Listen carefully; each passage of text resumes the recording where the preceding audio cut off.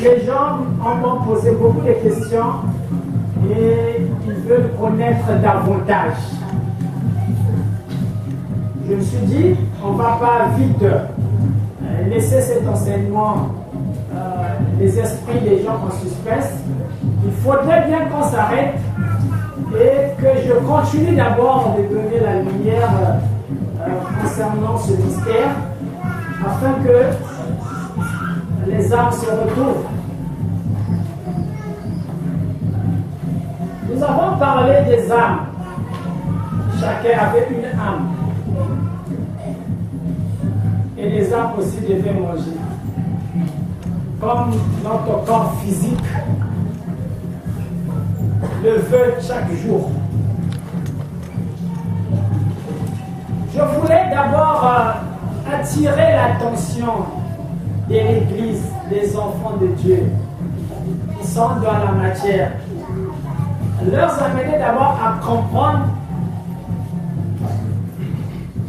la différence qui existe entre l'Église et la spiritualité, entre la tradition et la spiritualité. Parce que dans la plupart des cas, ce que nous avons pratiqué dans l'Église, prétendant qu'on était en train de prier Dieu, mais c'est en fait la tradition qui a primé dans la manière que nous avons adoré le Seigneur. Il y a une grande différence qui existe entre la spiritualité et la tradition. Vous devez d'abord faire ressortir cette différence-là entre la tradition et la spiritualité. Il y a eu un embrouillement au niveau de l'Église. Les gens ne comprennent pas. Est-ce que ce qu'ils sont en train de faire, est-ce que c'est Dieu qui sont en train de prier, ou ils sont ancrés dans la pure tradition.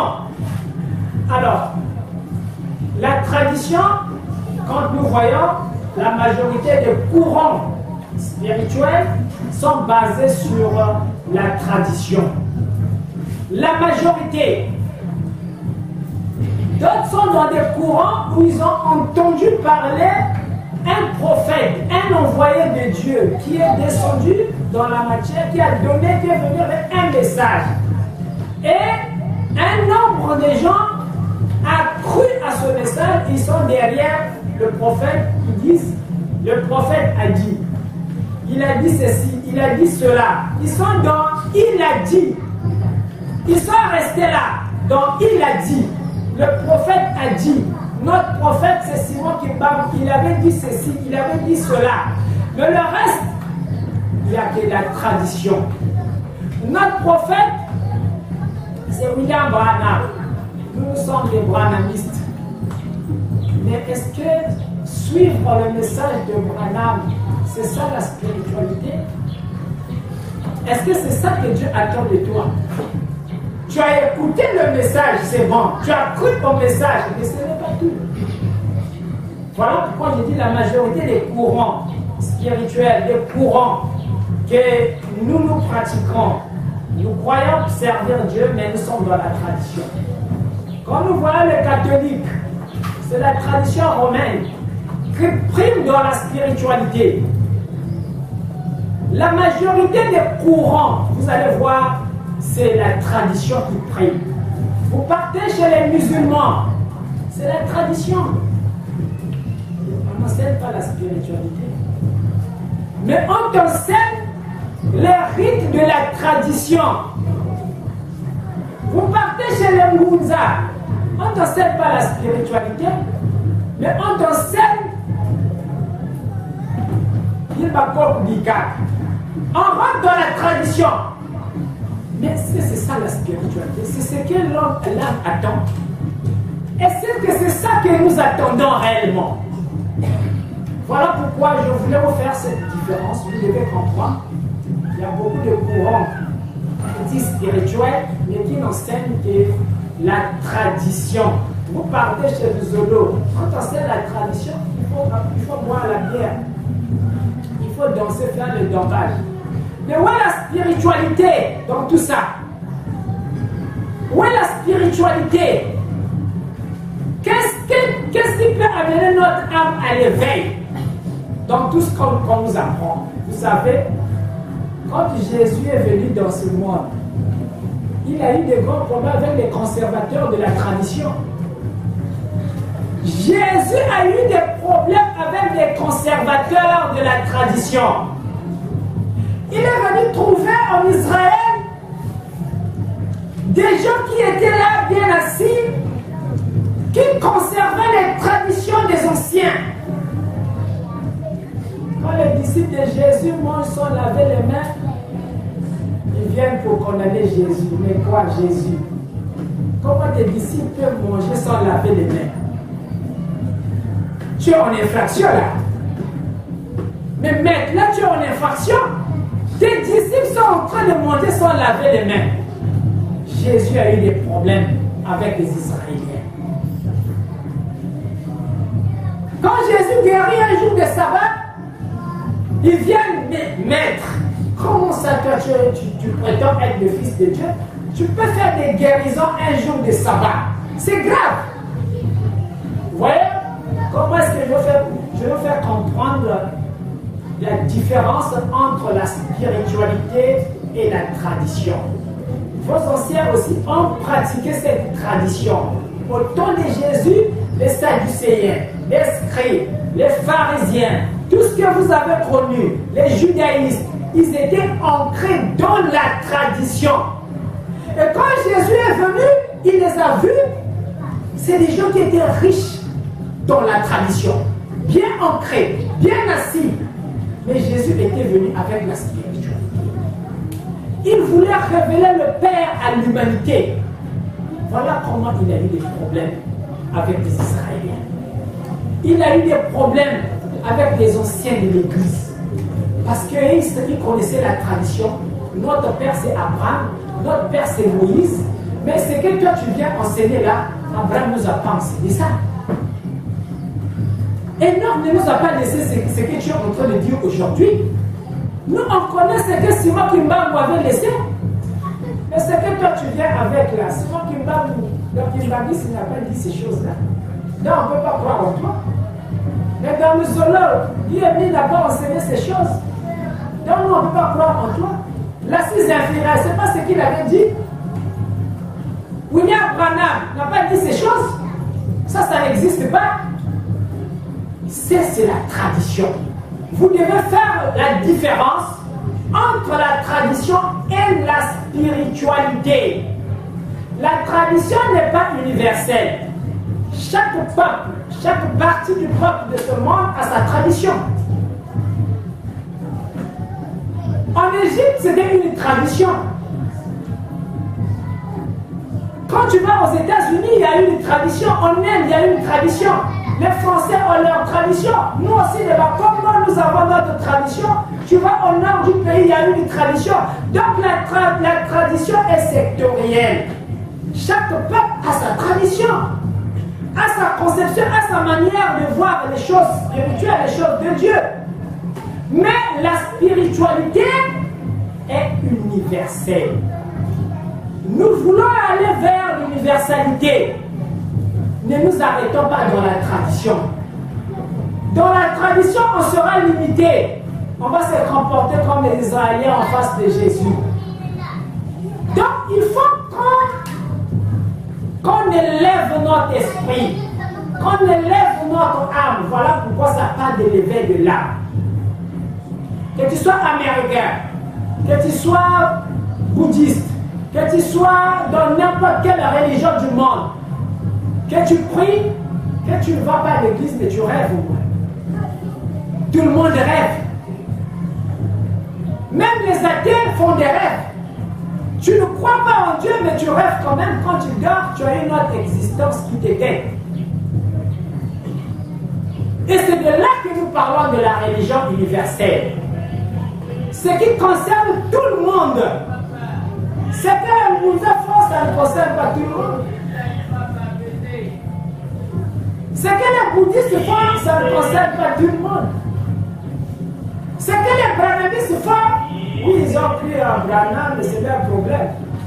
Ils n'ont qu'à voir avec nous, leur prophète là-bas. Nous sommes de l'autre côté, nous sommes des tribalistes. Notre prophète, c'est Simon Tribal. Nous, on croit à notre prophète, le prophète des Noirs. Nous, moi, je suis dans une école, nous, on croit à notre maître Amsa Manara Omar. Peut-être quel maître vous connaissez encore. Je crois à ses enseignements et ça s'arrête par là. L'universalité de l'Église. L'universalité de l'Église. Pour être universel, vous devez apprendre la spiritualité. Alors, comme tout le monde rêve, c'est là où la religion universelle vous attend. La religion universelle vous attend là. Parce que dans les rêves, il ne s'agit pas de Moussa. Dans les rêves, il ne s'agit pas de catholiques. Là-bas, dans les rêves, dans le monde des rêves, il ne s'agit pas de missionnaires. Ça n'existe pas là-bas. Tout le monde doit rêver. Parce que vous avez des âmes. Chacun a une âme. Et votre âme a besoin de s'exprimer dans d'autres dimensions. Votre âme a besoin de s'exprimer. Mais pour s'exprimer, il faut un enseignement. Il vous faut la connaissance de l'invisible. Écoutez, le monde que vous voyez là, votre monde physique là, il est commandé par le monde invisible. C'est le monde invisible qui donne la direction au monde visible que vous voyez. Si tu ne travailles pas jusqu'aujourd'hui, ça vient depuis les plans invisibles là-bas. Si vous vivez tout ce que vous êtes en train d'endurer là, c'est depuis le monde invisible. C'est là-bas qu'il faut aller réparer. La réparation ne sera pas physique. Regardez comme vous voyez les Congolais. Rien qu'à les voir, vous sentez que ce peuple-là a des problèmes. C'est un peuple qui a des problèmes. Vous avez des situations, mais votre problème n'est pas physique. Vous avez essayé par tous les moyens physiques essayant de régler votre problème, ça n'a pas marché. Ça n'a pas marché. Vous avez pris des armes, vous avez tué les autres, mais ça n'a pas marché. Parce que votre problème n'est pas physique. Mais il faut bien quelqu'un venir vous le dire pour que vous puissiez comprendre. Qu'est-ce qui se passe réellement pour ce peuple? Donc votre situation est gouvernée par le monde invisible. C'est l'invisible qui doit agir dans vos âmes pour que votre situation change. Alors, je voulais vous faire cette différence pour que vous puissiez comprendre que vous avez besoin de traverser les barrières de la tradition et de l'église ordinaire. Vous devez accéder vers l'église universelle qui n'est autre que la haute spiritualité. Le soleil qui brille aux États-Unis, c'est le même soleil qui brille en Chine. C'est le même soleil qui brille ici au Congo. Peut-être à des périodes différentes, mais c'est le même soleil. C'est ça la véritable religion. C'est ça la véritable église. Et l'église en elle-même, ce ne sont pas les murs que vous voyez. Ce n'est pas ça l'église. Nous allons rentrer dans les profondeurs parce que les gens sont en train de se poser les questions, mais maître, et les enseignements que vous avez laissés en suspense, nous voulons être éclairés davantage. C'est pas grave, on va revenir. Parce qu'il faut que l'homme soit recentré. Il faut recentrer l'homme. Et dans l'ère de la lumière, dans cette ère dans laquelle nous avons déjà mis notre pas, notre pied, l'homme doit être recentré dans la véritable église, dans la véritable religion. La véritable religion est dans l'homme. La véritable religion est en vous. J'ai toujours dit, ce n'est pas l'église du pasteur tabernacle couchant. C'est pas ça. C'est pas ça que Dieu attend de vous. Alors, comme nous avons commencé à parler de l'éveil de l'âme, nous allons d'abord continuer à réveiller les âmes qui veulent bien recevoir cette nourriture solide. Je disais que les âmes doivent s'éveiller. L'âme dort. L'âme peut se réveiller dans son profond sommeil. L'âme grandit, l'âme aussi est tantôt affamée. L'âme aussi cherche à manger. Et quand votre âme cherche à manger, elle ne trouve pratiquement rien. Puis c'est le corps physique qui doit faire tout ce travail-là. Faire manger votre âme, l'enveloppe de tous ces corps célestes qui sont enfouis dans les profondeurs de votre être, sont dans le corps physique. Donc c'est le corps physique qui est l'enveloppe. Maintenant là, c'est comme le chauffeur dans un véhicule. Et si la voiture n'est pas en bon état, le chauffeur ne peut pas conduire. Votre voiture n'est pas en bon état, le chauffeur ne peut rien faire à ce moment-là.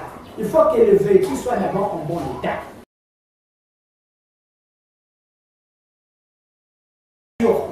Et votre voiture, c'est le corps physique.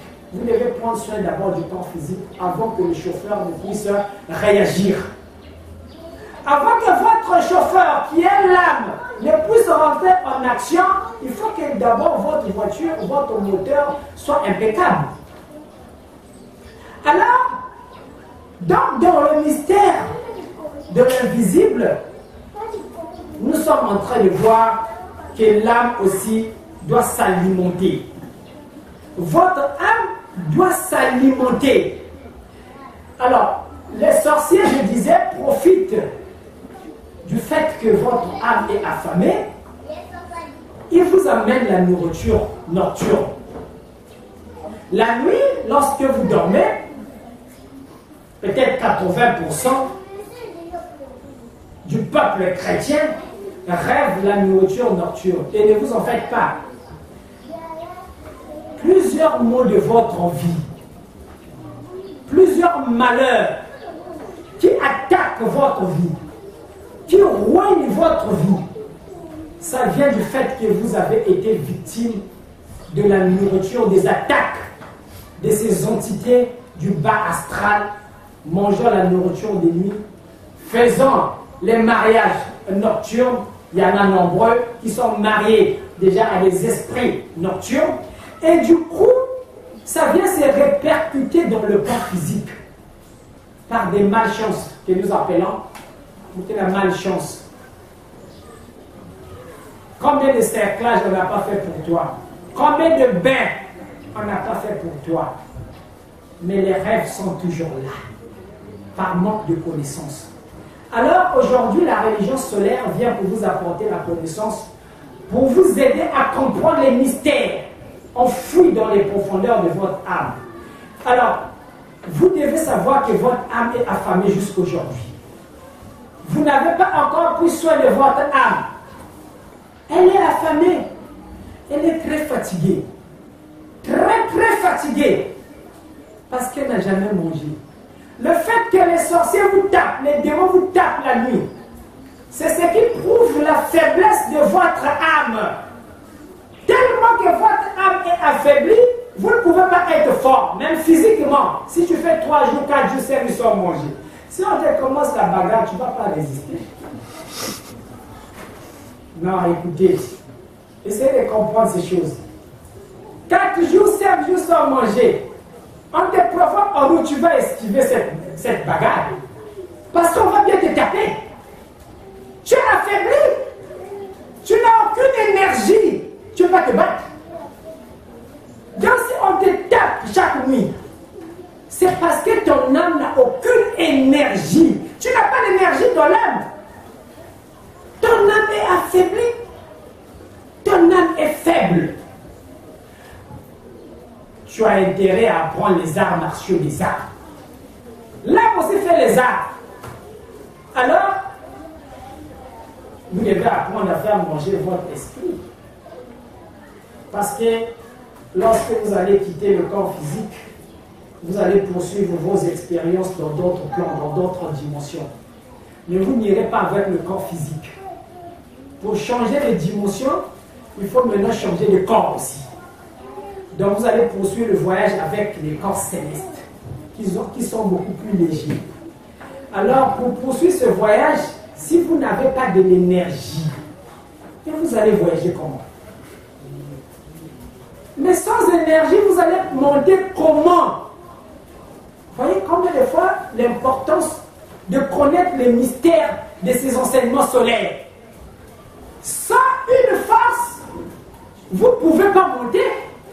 C'est impossible de monter sans une énergie. Voilà pourquoi la première nourriture que l'âme attend de vous, c'est l'énergie. L'âme mange l'énergie. L'âme mange l'énergie. L'énergie. Et où est-ce que vous allez trouver cette énergie?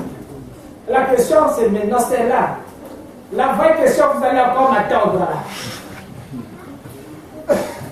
L'âme mange l'énergie. Et ceux qui sont en train de suivre vont se dire, oui, mais l'énergie, dans quel magasin on va partir acheter l'énergie? Quel magasin vend l'énergie? Si quelqu'un connaît un magasin au centre-ville qui vend de l'énergie, il peut lever la main pour nous dire qu'aller dans telle boutique, vous pouvez aller acheter l'énergie. Voilà maintenant les nœuds sont là.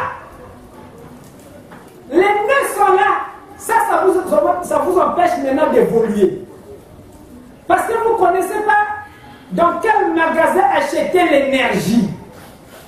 Il faut l'énergie.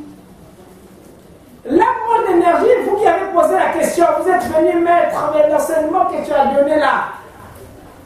Mais tu nous avais dit, tu as dit ce mot-là on mange. Mais comment nous allons faire? Mais la nourriture, qu'est-ce que l'âme mange? L'âme doit manger quoi? Je disais que je ne peux pas te répondre en privé. Il faut que je donne cet enseignement-là à tout le monde. Donc, je vous réponds que l'âme mange l'énergie. Maintenant, où est-ce que tu vas partir chercher l'énergie? Je t'ai dit ce que ton âme doit manger, c'est l'énergie. C'est quoi l'énergie? Comment est constituée l'énergie? Et où est-ce qu'on peut maintenant trouver l'énergie? Où est-ce qu'on peut la trouver? Cette pierre précieuse, vous la trouvez où? Les sorciers sont à la quête de l'énergie. Tous les jours. Parce que le monde est soutenu par une force.